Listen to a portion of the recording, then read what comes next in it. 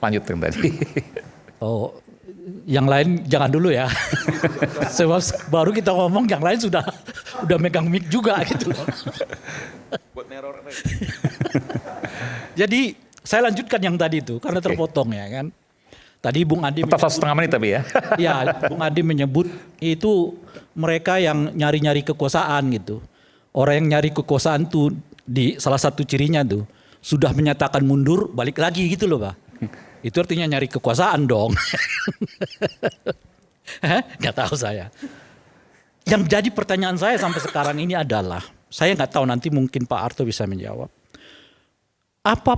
Apakah para purnawirawan ini melihat aktivitas Pak Jokowi akhir-akhir ini sebagai bagian dari aktivitas politik atau tidak? Itu pertanyaannya tuh.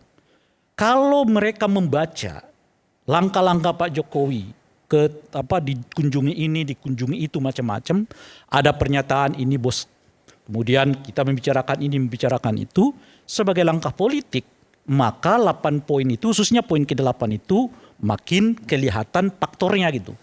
Artinya apa gitu? Artinya para purnawan ini melihat bahwa keluarga Pak Jokowi ini enggak sekedar hanya semata menjadi pendamping Pak Prabowo, tapi saat yang bersamaan sedang mengakumulasi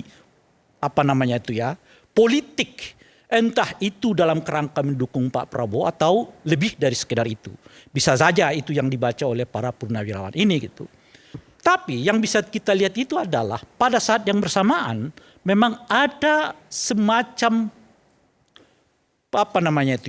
peminimalisasian peran Gibran di dalam pemerintahan Pak Prabowo. Saya mau menyebut itu 4 contoh misalnya. MBG relatif sudah tidak lagi melibatkan Gibran. Pada awalnya bahkan Gibran yang kelihatan sangat maju. Yang kedua adalah soal aglomerasi, sampai sekarang kita nggak tahu siapa sih sebetulnya yang akan ditunjuk oleh Pak Prabowo. Kalau bayang-bayangnya, ini bayang-bayang ya, adalah kepada wakil presiden. Yang ketiga adalah soal lapor Pak Wapres, juga sekarang sudah nggak jelas nasibnya seperti apa. Yang keempat, nggak diutus kepatikan oleh Pak Prabowo. Lazimnya kalau Pak Prabowo sebagai presiden kan mengutus wakilnya untuk berangkat ke sana gitu ya. Dan yang kelima, ini isu atau benar atau tidak saya tidak tahu. Misalnya Pak Prabowo pernah menegur Gibran karena mengundang para menteri untuk melakukan rapat dan sebagainya. Itu yang kelima ini saya nggak tahu persis, tapi isu itu muncul dan seterusnya. Apa maknanya Pak Prabowo kelihatan sedang meminimalisasi peran Gibran untuk terlibat di dalam dunia politik gitu ya. Nah itu semuanya masuk dalam kerangka apakah para purnawirawan ini membaca bahwa persoalannya bukan hanya sekedar mantan presiden yang dikunjungi, tapi boleh jadi bagian dari ada rencana besar untuk membuat semacam gerakan politik. Itu yang saya tidak tahu. Tapi sebelumnya Singkat saja. Nah, pada ujungnya kemudian gerakan yang disampaikan oleh para purnawirawan ini yang menilai memang adalah rakyat. Gitu loh kira-kira tuh. Dan tradisi kita dalam pemerintahan kita ya, hampir faktor-faktor yang disebutkan di dalam konstitusi itu tadi ya, Bung Refli itu, sebetulnya bukan faktor dominan untuk menjatuhkan presiden. Soekarno melakukan pelanggaran apa secara konstitusional misalnya?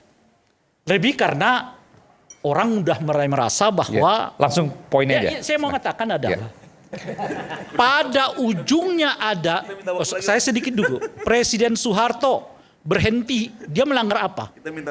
Poinnya apa? Tapi untungnya kalau rakyat bersepakat bahwa ada wakil presiden yang harus dimakzulkan, maka kehendak politik akan melakukan. Ditanya rakyat yang mana, tapi pakai panjang nanti. Rakyat yang mana? Tanya rakyat yang mana? Kan sedang itu yang rakyatnya mana? Rey, Ya, saya rakyatnya tahu. Rey.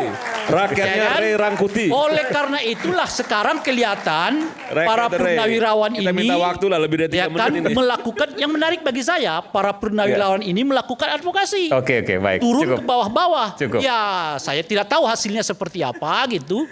Tetapi Iya. lagi-lagi saya mengatakan rakyat dah yang jadi penentu. Oke, baik. Politisi Pertanyaan aja. ini hanya ngikutin apa nanti. Baik, terima kasih. Kita berikan tangan. Silakan.